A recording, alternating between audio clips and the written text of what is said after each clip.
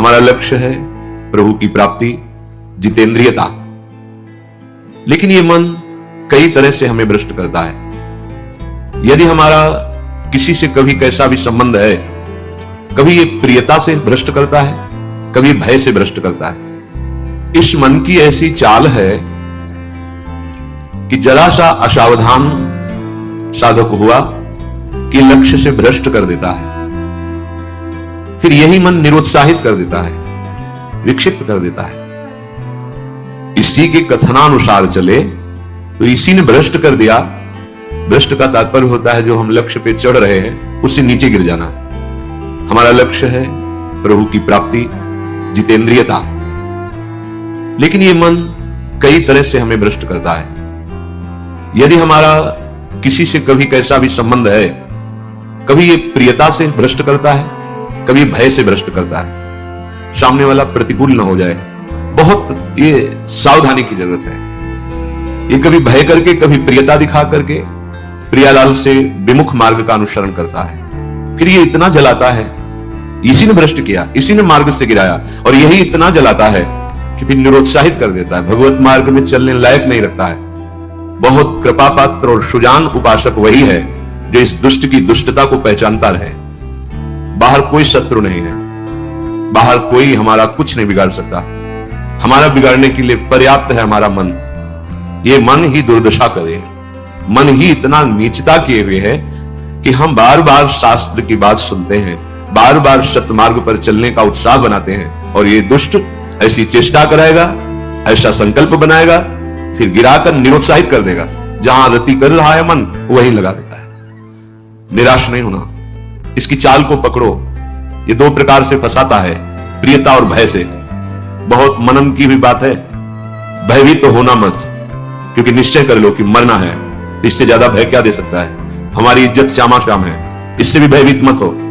अगर गलती हो रही है सुधार करो, गलती हो गई है प्रभु आम तो आम सर्व पापेभ्यो मोक्षयिष्यामि मा शुचा। आपको कमजोर होने की जरूरत नहीं है। बहुत ध्यान से सुनना, आपको कमजोर होने की जरूरत नहीं है। प्रमाद स्थिति में हमसे गलती हो गई, हम उस गलती को दोबारा ना करें। और ध्यान दीजिए, वो गलती कराने वाला आपका मन है। जब आप आनंदित होंगे, जब आप उत्साहित होंगे, तब फंसाएगा। इसकी चाल है। इसीलिए उदासीन अति रही गोसाई। जो उदासीन रहता है उसकी नजर अपने मन पे रहती है, और जरा सी भी उन्मत्तता आई कि फिर मन जो है वो ऐसी जगह फंसाता है। इसलिए बचो। इस दुष्ट की चाल बहुत विचित्र है, और जहां ये पवित्र हो जाता है तो यही भगवत स्वरूप हो जाता है। इसके लिए निश्चय करना पड़ेगा। प्राण चाहे चले जाएं, अब हम न प्रियतावश न भयवश गलत नहीं करेंगे। इसे पकड़ो। श्रीपाद प्रबोधानंद जी कह रहे हैं, यदि हम किशोरी जी को प्रसन्न नहीं कर पाए तो हम भारी कष्ट सहते हुए यहां शरीर छोड़ देंगे। श्रीपाद कह रहे हैं, देखो भगवत प्राप्ति करनी है तो बात समझना होगा। हम ये अंदर की बात कर रहे हैं, बहुत अंदर की पढ़ी हुई बात कर रहे हैं, यहां के रजिस्टर की पढ़ी हुई बात कर रहे हैं। ये बहुत दुष्ट मन है, बहुत दुष्ट। पूरे जीवन इस पर विश्वास न करें। यहां की पढ़ी बात कह रहे हैं, हृदय की बात को कह रहे हैं, खूब सूक्ष्मता से चिंतन की हुई बात कर रहे हैं।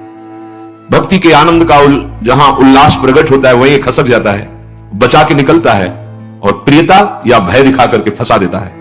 मत भयभीत होना, इससे बिगाड़ तुझे जो कुछ बिगाड़ना है। जो कुछ अब हो, अब गलत नहीं करेंगे, भयभीत मत होना। और प्रियता तो है ही नहीं, कौन प्यार करता है? प्रियता तो है ही नहीं। ये केवल प्रियता का भाव दिखाकर हमें परम प्रियाजू से बिलक करना चाहता है।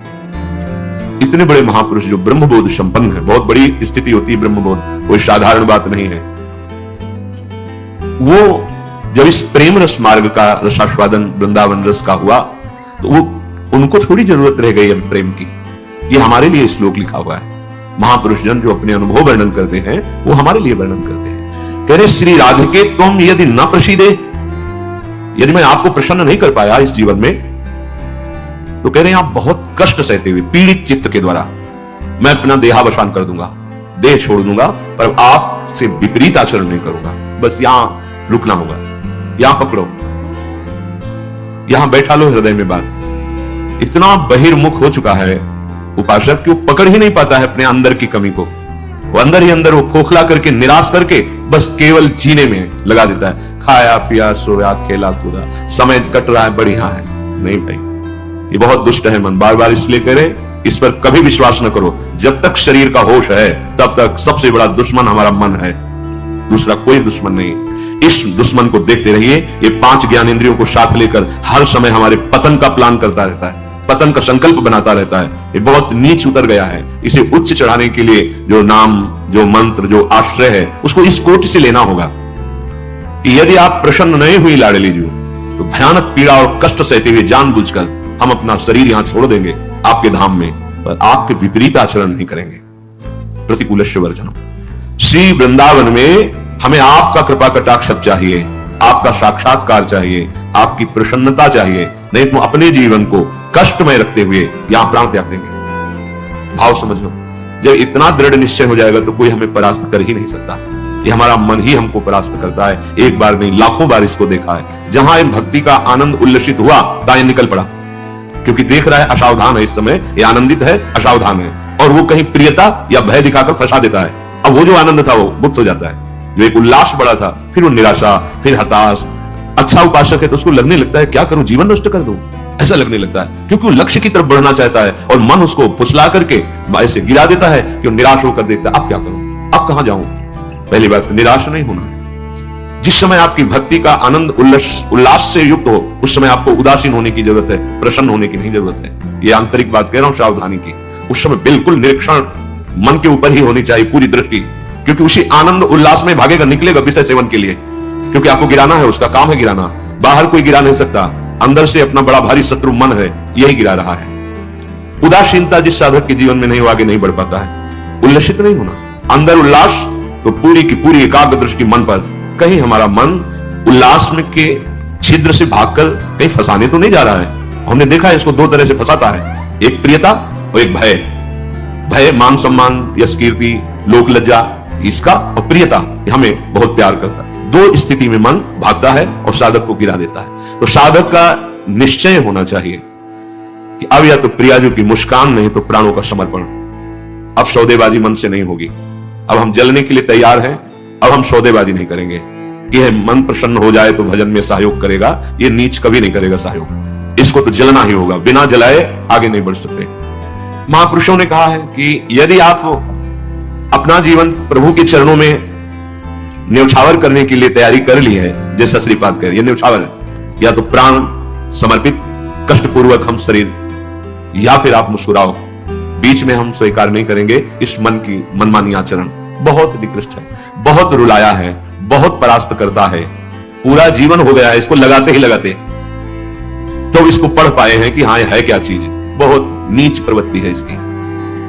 एक क्षण तो वैराग्य की स्थिति में, एक क्षण में आपको लगेगा भगवत प्राप्ति की स्थिति, और एक क्षण में इतनी गंदी स्थिति पैदा कर देगा कि लगेगा अभी तक जीवन में कुछ हाथ ही नहीं आया। साधक की धज्जियां उड़ाता रहता है मन, और गुरु कृपा पात्र जो चाल इसकी समझ गया, हर चाल पे वही लगाम खींच दी, बच गया। नहीं, बहुत नीच प्रवृत्ति का है ये। अगर इसको समझ पाओगे तो आगे बढ़ पाओगे, नहीं तो निराशा पैदा करके भगवान से विमुख कर देता है। लाखों चलने वालों में कितनों को गिरा दिया, आगे बढ़ने लायक नहीं रखा। इसी मन का खेल है। तुम अपना जीवन प्रभु के चरणों में न्यौछावर कर दिए, अब उनकी कृपा की बाट जोहते हुए मस्त रहो। और ये मस्ती मन के निरीक्षण से युक्त बनी रहनी चाहिए। मन को ढील दिया ना, जहां कि आज तो बहुत बढ़िया भजन हुआ, आज बहुत आनंद, वही निकल के फंसा देगा। ये अनुभव की बात है। आनंद की उमगन में इसके निकलने के चांस होते हैं। वो उसी, जब साधक आनंद उमगन में होता है तब वो निकलकर किसी विषय में उसे बांध देता और उस आनंद को खा गया।